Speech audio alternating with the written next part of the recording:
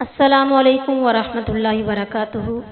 نحمده ونصلی علی رسولہ الکریم اما بعد فاعوذ باللہ السمیع العلیم من الشیطان الرجیم ربی اشرح لی صدری ویسر لی امری واحلل عقدۃ من لسانی یفقہوا قولی۔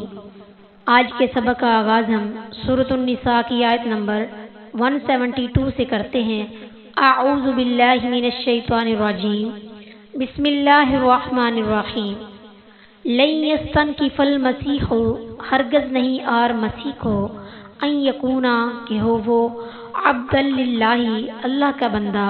ولا الملائکۃ المقربون اور نہ مقرب فرشتوں کو، ومن یستنکف اور جو کوئی آر کرے،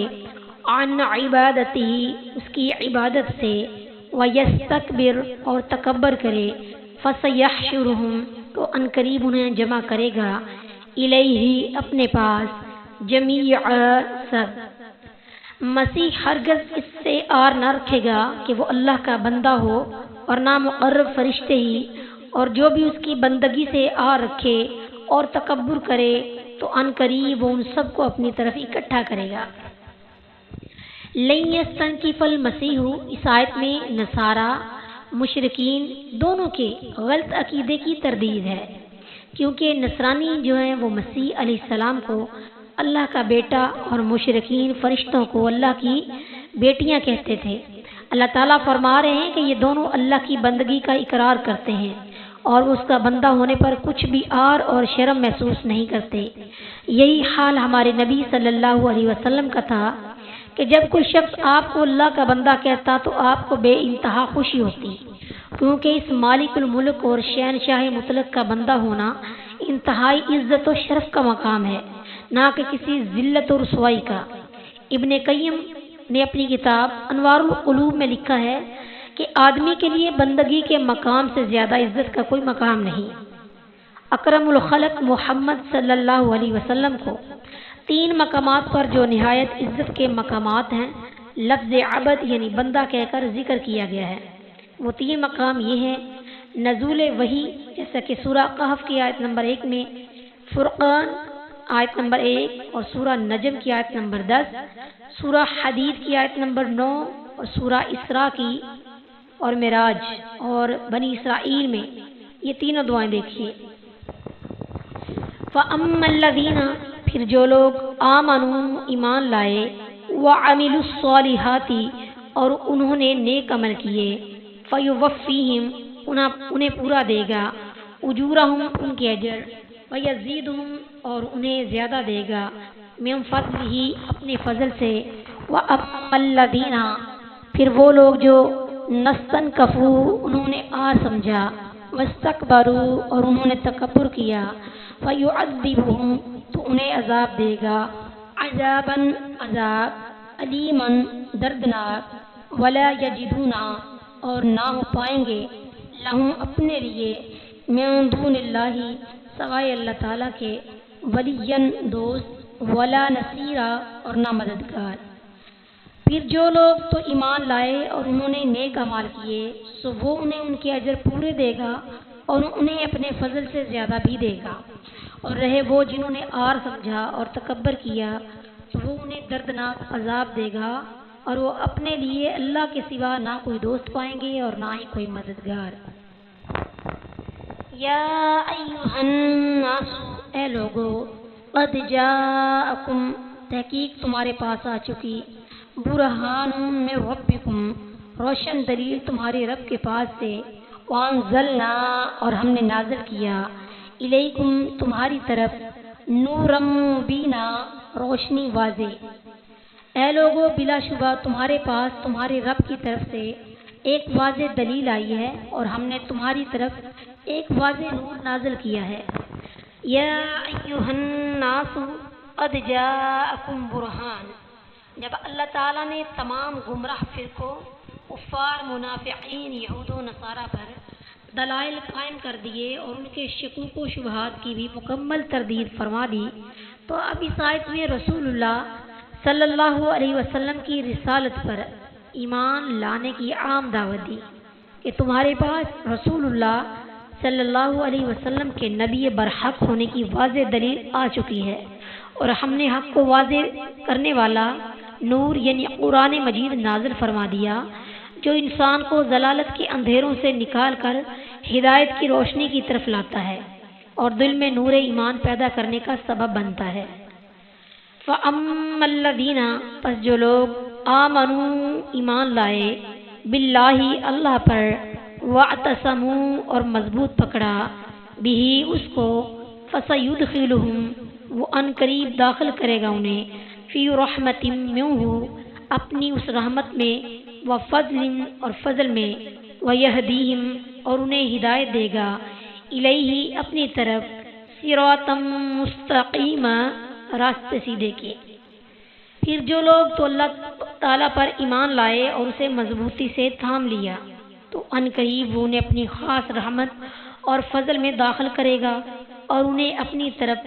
سیدھے راستے کی ہدایت دے گا۔ یستفتونک آپ سے حکم دریافت کرتے ہیں، قل اللہ کہہ دیجئے کہ اللہ تعالیٰ، یفتیکم تمہیں حکم بتاتا ہے، فی الکلالتی کلالہ کے بارے میں، ان امرؤ اگر کوئی مرد ہلاکا فوت ہو جائے، لیس لہ ولد نہ ہو اس کی کوئی اولاد، ولہ اخت اور اس کی ہو ایک بہن، فلہا تو اس کے لیے، نصف ہوگا، ما ترکا جو اس نے چھوڑا، وہوا اور وہ، یرثھا اس کی وارث ہوگی، ان لم یکن لہا اگر نہ ہو اس کا، ولد کوئی اولاد، فَإِن پھر اگر کانت اثنتین ہوں دو بہنیں، فَلَهُمَا الثُّلُثَانِ تو ان کے لیے 2/3 ہے، مما اس سے جو، ترکا اس نے چھوڑا، وَإِن كَانُوا اور اگر ہوں، اخوۃ رجالاً بھائی بہن مرد، ونساء اور کچھ عورتیں، فَلِلذَّكَرِ تو مرد کے لیے، مثل برابر، حظ الانثیین حصے 2 عورتوں کے، یبین اللہ کھول کر بیان کرتا ہے اللہ تعالیٰ، لکم تمہارے لیے، ان تضلوا تاکہ بھٹک نہ جاؤ،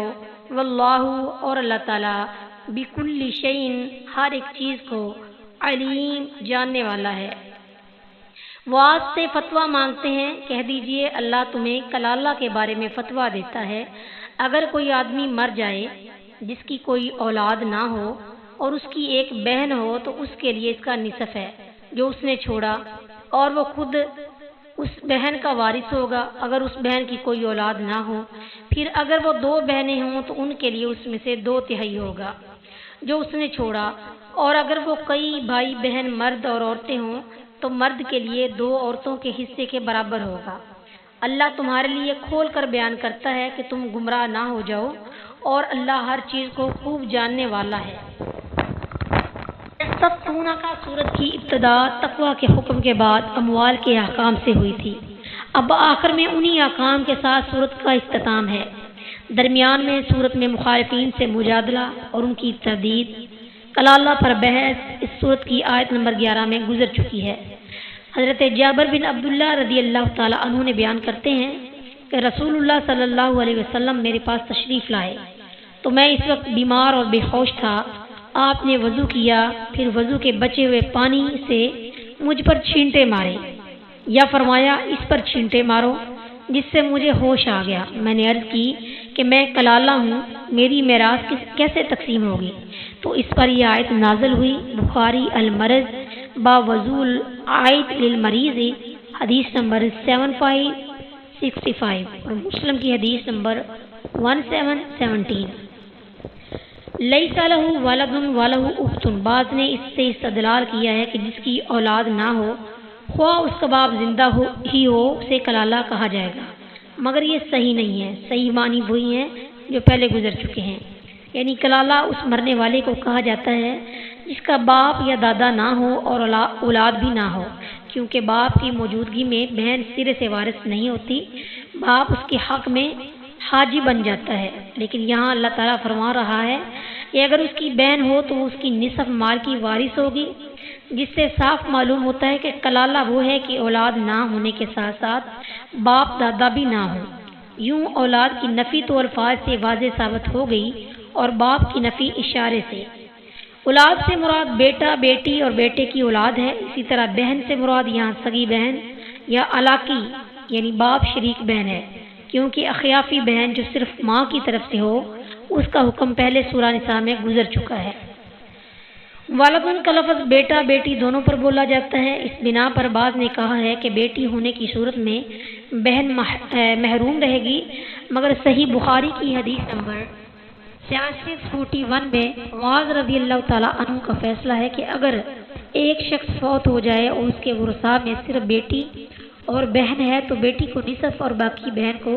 بوجہ اسبہ ہونے کے دیا جائے گا۔ اور بخاری ہی میں ابن مسعود رضی اللہ تعالیٰ عنہ نے رسول اللہ صلی اللہ علیہ وسلم سے نقل کیا ہے کہ آپ صلی اللہ علیہ وسلم نے مرنے والے کی ایک بہن، ایک بیٹی اور ایک پوتی کے بارے میں فیصلہ فرمایا کہ بیٹی کے لیے نصف ہے، پوتی کے لیے چھٹا حصہ تاکہ 2 ثلث پورے ہو جائیں، اور جو باقی بچے گا وہ بہن کے لیے ہے۔ بخاری الفرائض باب میراث الابنۃ بن ابنا حدیث نمبر 7637۔ فَإِنْ كَانَتْ اثْنَتَيْنِ فَلَهُمَا، اور یہی حکم 2 سے زیادہ بہنوں کا ہے، انہیں بھی 2 ثلث ہی ملے گا۔ اور اگر کلالہ کے وارث بھائی اور بہن دونوں ہوں تو ایک مرد کو 2 عورتوں کے برابر حصہ ملے گا۔ یعنی اللہ تعالیٰ نے میراث کے یہ حصے خود اس لیے واضح فرمائے ہیں کہ اگر یہ تم پر چھوڑ دیے جائیں تو تم کبھی صحیح فیصلہ نہ کر سکو،